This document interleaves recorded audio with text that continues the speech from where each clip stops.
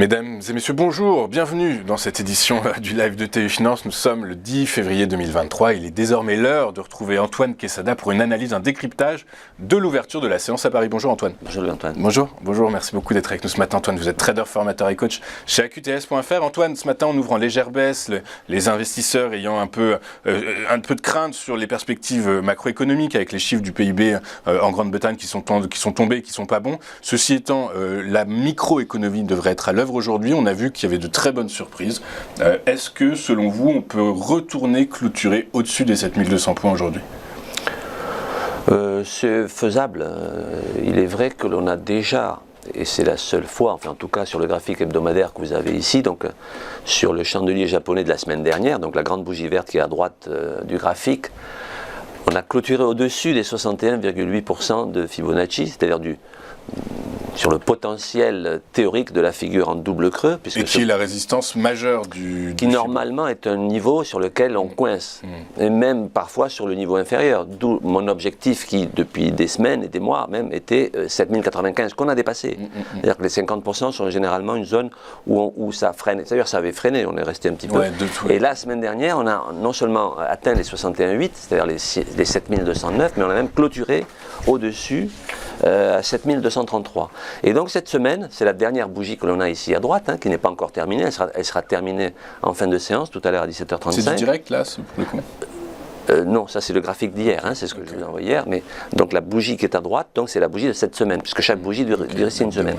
Et donc là, si elle devait clôturer telle qu'elle est là sur le graphique d'hier, on est sur une espèce de doji. Un doji, c'est un tout petit corps, c'est-à-dire une ouverture et une clôture pratiquement sur les mêmes niveaux, ce qui n'est pas tout à fait le cas, puisqu'il y a quand même un petit écart entre les deux, et une mèche au-dessus, une mèche en dessous. Il se trouve que la mèche au-dessus, le bout de mèche au-dessus, touche pratiquement la zone des 61,8, la zone des 7200 points, et le bas de la mèche touche la zone des 7095, 7100. Et donc on voit bien cette navigation toute la semaine en fait, puisqu'on a fait quand même pas mal, plutôt du latéral légèrement haussier, on a navigué entre ces deux niveaux.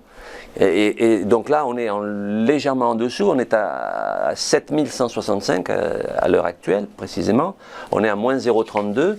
Alors c'est vrai qu'hier, on a clôturé sur une bougie qui ressemblait un petit peu à pas une véritable étoile filante. Alors il faudrait passer sur le graphique suivant, on y est, pardon, on vient d'y être. Voilà, la dernière bougie ici d'hier, donc un tout petit corps avec une mèche au-dessus, normalement ça s'appelle une étoile filante, dont la mèche n'est pas très longue. Et vous voyez qu'on est allé taper le haut de la bande de Bollinger, sur la droite. 7214. Voilà, le cours de clôture d'hier, je ne l'ai pas noté là, mais effectivement.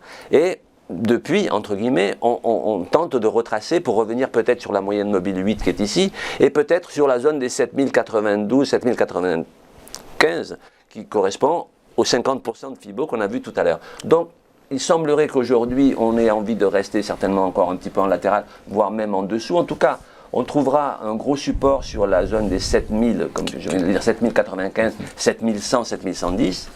Qui en même temps serait, si on avait tracé ici une oblique en passant sous les points bas de ces dernières semaines, on viendrait se retrouver sur la zone des 7100. Donc il se peut qu'on descende aujourd'hui sur cette zone-là, au maximum je pense, en tout cas en intraday, et si jamais on peut très bien remonter. En tout cas graphiquement il n'y a pas de retournement, enfin de figure de retournement puissante. Il y a une très légère divergence baissière, mais qui n'est pas du tout validée sur des unités de temps très courtes.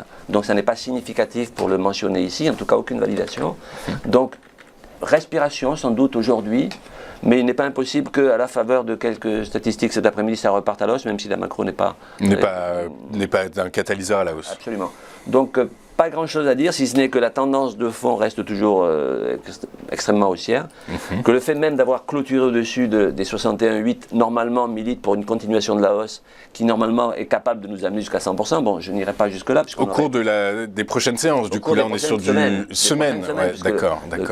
On est en hebdo du coup. Absolument, c'était un hebdo. Et encore faudrait-il que rapidement, cette bougie qui a clôturé au-dessus des 61,8 en hebdo, fasse l'objet d'une nouvelle ascension dans les semaines qui viennent. Et là, je raisonne en hebdo. Hein, parce qu'on pourrait très bien rester en latéral sur les 7002, qui sont quand même une résistance majeure, à mon sens, qui éventuellement pourrait entraîner soit une respiration de court terme ou de moyen terme. Donc on est sur vraiment un niveau hyper sensible, hyper majeur, mais pour le moment, rien d'inquiétant pour la tendance de fond. Qui reste haussière. Donc. Et qui reste haussière, il faut bien le dire. En tout cas, d'un point de vue graphique, rien ne dit le contraire, même si la zone est compliquée à franchir tout de même.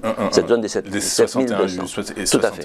C'est ça, absolument. Merci professeur. Voilà, merci de votre intervention. Antoine Quesada, trader, formateur et coach à QTS.fr. On marque une rapide courte page de publicité. On se retrouve juste après avec les Market Movers de Slimane Imora. Tout de suite sur TV Finance.